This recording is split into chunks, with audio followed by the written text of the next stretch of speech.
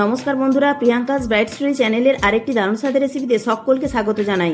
সম্পূর্ণ নিরামিষ দুর্দান্ত স্বাদের এই সবজি ভাপাটি খেতে একেবারেই অসাধারণ হয়, আর বানানোও খুবই সহজ। একেবারে ঘরোয়া উপকরণ দিয়ে বানানো হয়ে যাবে। এটা দেখতে যতটা সুন্দর, খেতেও ততটাই ভালো লাগবে। এটা ভাত রুটির সাথে খেতে দুর্দান্ত লাগে। রেসিপিটি সম্পূর্ণ দেখার জন্য অনুরোধ রইল, আর চ্যানেলে নতুন বন্ধু হয়ে থাকলে চ্যানেলটি সাবস্ক্রাইব করে পাশে থাকার অনুরোধ রইল। প্রথমে আমি শিলেতে দিয়ে দিলাম 1 চামচ সাদা সর্ষে, 1 চামচ পোস্ত, 1 চামচ কালো সর্ষে, 2টি কাঁচা লঙ্কা, আর দিচ্ছি একটু নারকেল কুচি। আপনারা যদি সবজি ভাপাতে নারকেল কোড়া ব্যবহার করতে চান তো দিতে পারেন। আমি একেবারে মশলার সঙ্গে নারকেলটাকে বেটে নিচ্ছি, আর আজকে আমি মশলাটা শিলেতে বেটে নিচ্ছি। আপনারা চাইলে মিক্সিতেও পেস্ট করে নিতে পারেন। আজকে আমি যে সবজি ভাপাটা করব একেবারে সাধারণ একটা সবজি। এইভাবে সবজি ভাপা অনেকেই হয়তো খেয়েছেন বা অনেকে খাননি। এইভাবে একবার সবজি ভাপা বানিয়ে খেয়ে দেখবেন, আশা করছি আপনাদেরও ভীষণ ভালো লাগবে। ভিডিওটি ভালো লাগলে অবশ্যই একটি লাইক করবেন, আর বন্ধু বান্ধবদের সাথে প্রচুর প্রচুর শেয়ার করার অনুরোধ রইল। এবার সর্ষে, পোস্ত, কাঁচা লঙ্কা আর নারকেল পেস্টটাকে আমি বাটির মধ্যে তুলে নিচ্ছি, আর শিলেতে অল্প একটু জল দিয়ে শিল ধোয়া জলটাও আমি বাটির মধ্যে তুলে নিলাম। এবার একটা বাটিতে আমি নিচ্ছি 2 চামচ টক দই। টক দইটাকেও খুব ভালো করে ফেটিয়ে নিচ্ছি। এবার এই রকম একটা স্টিলের টিফিন বক্স নিয়েছি। এই টিফিন বক্সেই আজকে আমি সবজি ভাপাটা বানাবো। প্রথমে ফেটানো টক দইটা দিয়ে দিলাম, আর সর্ষে, পোস্ত, নারকেলের যে পেস্টটা বানিয়ে রেখেছিলাম সেটাও দিয়ে দিলাম। এখন এতে দিয়ে দিচ্ছি সামান্য লবণ, হলুদ, কারণ আমি সবজির মধ্যেও লবণ হলুদ মাখাবো, তাই পরিমাণ বুঝে লবণ হলুদটা দিলাম। আর দিচ্ছি অল্প একটু কাশ্মীরি লঙ্কার গুঁড়ো কালারের জন্য, আর দিলাম অল্প একটু কালো জিরে, আর দিলাম 1 চামচ চিনি, কারণ এতে টক দই দিয়েছি তাই 1 চামচ চিনি দিলাম। এবার বাটিটা ধুয়ে সামান্য একটু জল দিলাম, কারণ এটা জলের ভাপে হবে তো, তাই খুব বেশি জল দেওয়ার দরকার নেই। মশলাটা আমরা রেডি হয়ে গেছে। এবার সবজিটাকে রেডি করে নিচ্ছি।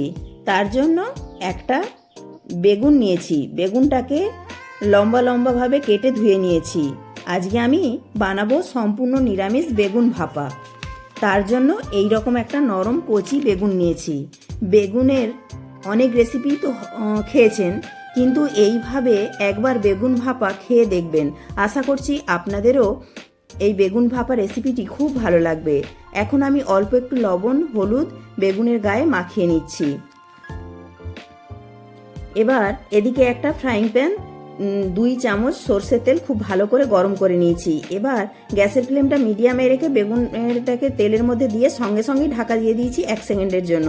আবার সঙ্গে সঙ্গেই ঢাকাটা খুলে নিয়েছি, তাহলে তেলটা উঠে যাবে না।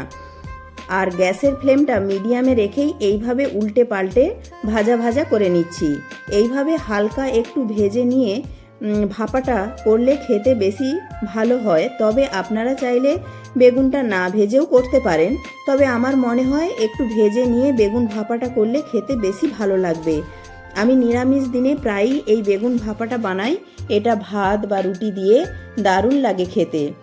দেখুন, বেগুনটা যখন এই রকমভাবে ভাজা ভাজা হয়ে যাবে তখন আমি গ্যাস অফ করে বেগুনটাকে নামিয়ে নিচ্ছি।